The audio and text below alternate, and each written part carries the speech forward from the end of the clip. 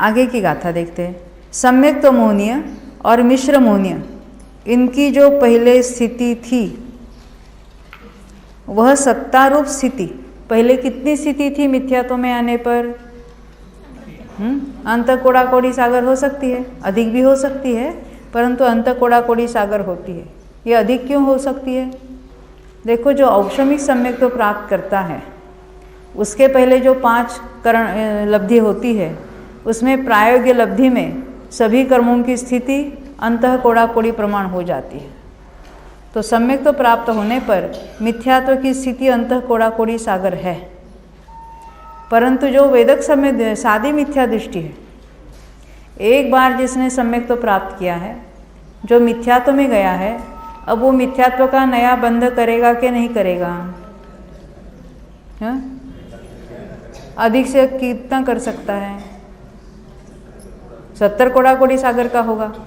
तो जिसने 70 कोड़ा कोड़ी सागर का बंध किया है, ऐसा मिथ्या दृष्टि जीव एक अंतर्मूर्ति के बाद वेदक सम्यक्त्व प्राप्त कर सकता है। तो उसके सम्यक्त्व की अवस्था में मिथ्यात्व की स्थिति कितनी है? एक अंतर्मूर्त कम 70 कोड़ा कोड़ी सागर, और तब वो सम्यक मिथ्यात्व सम्यक प्रकृति भी उतनी स्थिति वाली बनेगी।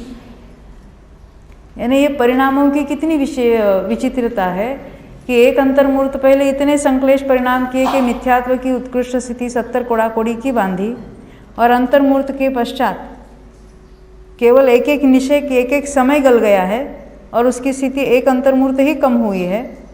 और ऐसी स्थिति के साथ वो सम्यक्त्व प्राप्त कर सकता है, वेदक सम्यक्त्व। कि मिथ्यात्व में आने पर सम्यक्त्व मोहिनी और मिश्र मोहिनी, इनकी जो पहले स्थिति थी वह सत्तारूप स्थिति अभी ये घटेगी ना, अभी उद्वेलना हो रही है। उद्वेलना हो रही है उसका अर्थ क्या है? सत्तारूप स्थिति घट रही है, केवल एक एक समय से नहीं घट रही है। तो कहते कांडकों में घट रही है। ये कांडक क्या होते हैं? कांडक यानी टुकड़े। जैसे गन्ना खाते हो तो क्या होता है? इतना लंबा है तो हमने इस यहाँ से कट किया तो शॉर्ट हो गया ना वो, फिर और इतना कट किया। तो थोड़ा थोड़ा नहीं, एट ए टाइम बहुत बड़ा लंबा टुकड़ा हम कट करेंगे।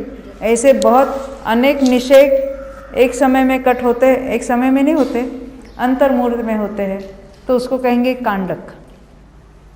जैसे आपने शायद सुना होगा नाम स्थिति कांडक घात, स्थिति का घटना, अनुभाग कांडक घात, अनुभाग का घटना। ऐसे यहाँ उद्वेलना के भी कांडक होते हैं। इतनी स्थितियों की उद्वेलना हो जाती है एक अंतर्मूर्त में, फिर और रिमेनिंग स्थिति की उद्वेलना हो जाती है। हम देखो ये जैसे घटती है तो क्या होता है उसकी?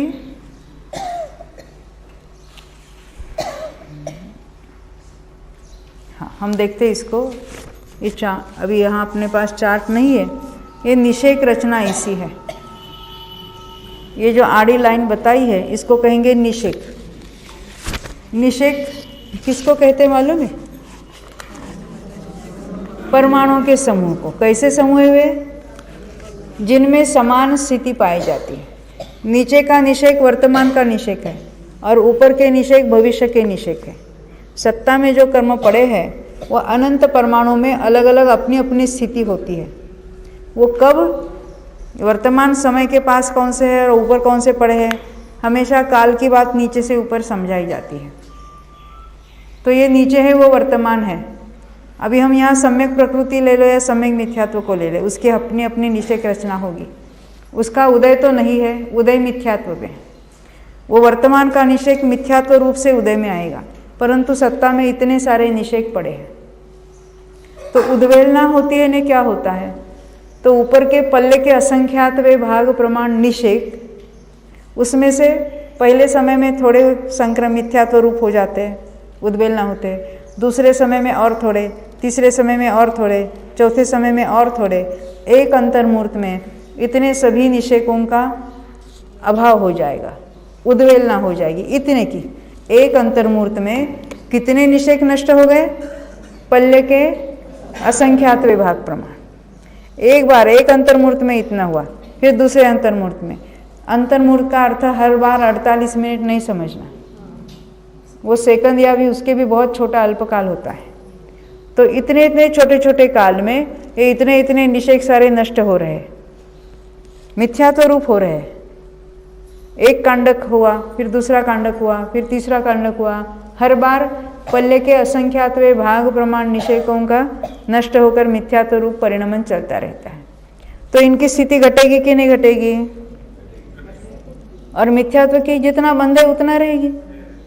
मिथ्यात्व का कम अधिक बंध हो रहा है, उसकी स्थिति तो बहुत है, और इसकी स्थिति हर अंतर्मूर्त अंतर्मूर्त में घटती चली जाती है। घटते घटते घटते घटते एक समय ऐसा हो गया पूरी नष्ट हो जाएगी। घटते घटते घटते घटते सागर तक जब आ जाएगी स्थिति, उसके लिए कितना काल लगता है? उसके भी असंख्यात वर्ष लगते हैं। तो तब तक के काल को क्या कहेंगे? वेदक योग्य काल। उससे भी कम स्थिति हो जाएगी, एक निषेक तक रह जाएगा, वो निषेक भी नष्ट हो जाएगा। तब अब इसको सम्यक तो होगा तो औपशमिक सम्यक तो हो सकता है, इसलिए उसको उपशम योग्य काल कहेंगे। पहला वेदक योग्य काल था, बाद में उपशम योग्य काल कहेंगे।